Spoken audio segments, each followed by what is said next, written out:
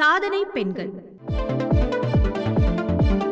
இந்தியாவின் முதல் பெண் பொறியாளர் லலிதாவின் சவால்கள் நிறைந்த வாழ்க்கை பயணம். கல்வி உரிமை என்பது பெண்களுக்கு இந்தியாவில் அவ்வளவு எளிதாக கிடைத்துவிடவில்லை. நிறைய போராட்டங்களை கடந்து வர வேண்டியிருந்தது. தனது 15 வயதில் திருமணம் செய்யப்பட்டு 18 வயதில் கணவனை இழந்து விதவையான ஒரு பெண்தான் தனது விடாமுயற்சியாலும் பெற்றோர் ஊக்கத்தினாலும் அடுத்த சில ஆண்டுகளில் இந்தியாவின் முதல் பெண் பொறியாளர் என்னும் சாதனையை படைத்தார். அவர்தான் ஐயால சோமயாஜுல லலிதா. சென்னையில் 1919 ஆண்டு ஆகஸ்ட் மாதம் பிறந்தவர் லலிதா என்கிற ஐயால சோமயாஜுலா லலிதா. இவருக்கு 15 வயதில் திருமணம் நடந்தது. தனது 18 வயதில் மகள் சியாமலா பிறந்த 4 மாதத்தில் கணவரை இழந்த விதவையானார் லலிதா. 1937 ஆண்டு ஒரு பெண் விதவையானால் அவள் வாழ்க்கை எப்படியானதாக இருக்கும் என்பது சொல்லி புரிய வேண்டியது இல்லை. ஆண்களுக்கு அதிகாரம் உச்சத்தில் இருந்த காலகட்டம் அது. கணவனை இழந்த பெண்கள் அச்சமயத்தில் தனிமைப்படுத்தல் நிலைக்கு ஆளாக்கப்படுவார்கள். அடுத்து வாழ்நாள் முழுக்க தனிமை மட்டுமே அவர்களுக்கு துணை என்னும் நிலை உருவாகும். பெண்களுக்கு தடைகள் நிரம்பி இருந்த அந்த காலகட்டத்தில் லலிதா தேர்வு செய்தது தனிமைப்படுத்துதலை அல்ல, கல்வியை. லலிதாவின் கனவை நிறைவேற்ற அவரது தந்தை தயாராக இருந்தார். லலிதாவை உயர்கல்வி பயில வைத்தார்.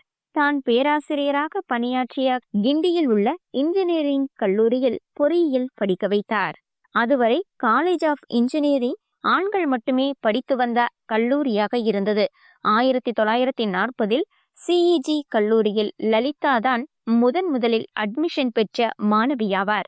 அப்போது முதல் ஆண்டு பொதுவான வகுப்புகளும் கடைசி ஆண்டு தாங்கள் தேர்வு செய்த பிரிவும் பயிலும் வகை இருந்தது. லலிதா எலக்ட்ரிக்கல் இன்ஜினியரிங் தேர்வு செய்தார். லலிதா மட்டும் தனது தந்தையுடன் கல்லூரி வளாகத்தில் தங்கி படித்து வந்தார். நூற்றுக்கணக்கான ஆண்கள் இருந்த அந்த கல்லூரி வளாகத்தில் லலிதா ஒருவர் மட்டுமே தனியாக தங்கி வந்தார். 2ஆம் உலகப் போர் உச்சகட்டத்தில் இருந்த காலகட்டம் அது. 1943-44 ஆண்டு முதல் முறையாக சிஇஜியில் துணைவேந்தர் சர்டிபிகேட்டில் கி என்னும் சொல்லை அடித்து ஷி என எழுதினார். லலிதா தொடர்ந்து இதே கல்லூரியில் மாஸ்டர் டிகிரி பயின்றார். மேலும் தனது அப்பாவின் ஆராய்ச்சிக்கு உறுதுணையாகவும் இருந்தார். இன்ஜினியரிங் முடித்த பிறகு லலிதா ஈஸ்ட் இந்தியன் ரயில்வேஸின் எலக்ட்ரிக்கல் டிபார்ட்மெண்டில் ஓராண்டு பிராக்டிக்கல் ட்ரைனிங் முடித்திருந்தார். பிறகு இந்திய அரசின் எலக்ட்ரிக்கல் கமிஷனர் அலுவலகத்தில் டெக்னிக்கல் அசிஸ்டண்டாக பணிபுரிந்தவர். இதனைத் தொடர்ந்து 1948 கொல்கத்தாவில் பிரிட்டிஷ் நிறுவனமான அசோசியேட்டட் எலக்ட்ரிக்கல் இண்டஸ்ட்ரீஸில் இணைந்தார். அப்போது இந்தியாவின் பெரிய அணைகளில் ஒன்றான பக்ரா அணை கட்டுமானத்தில் வேலை செய்தார். இந்த நிறுவனத்தில் லலிதா 30 ஆண்டுகள் வேலை செய்து 1977 ஆண்டு ஓய்வு பெற்றார். மின் பொறியாளர்கள் நிறுவனத்தின் கவுன்சில் லண்டன் லலிதாவை அசோசியேட் மெம்பராக நியமித்தது. மேலும் 1966 ஆண்டு இவர் நிரந்தர மெம்பராகவும் ப்ரமோட் செய்யப்பட்டார்.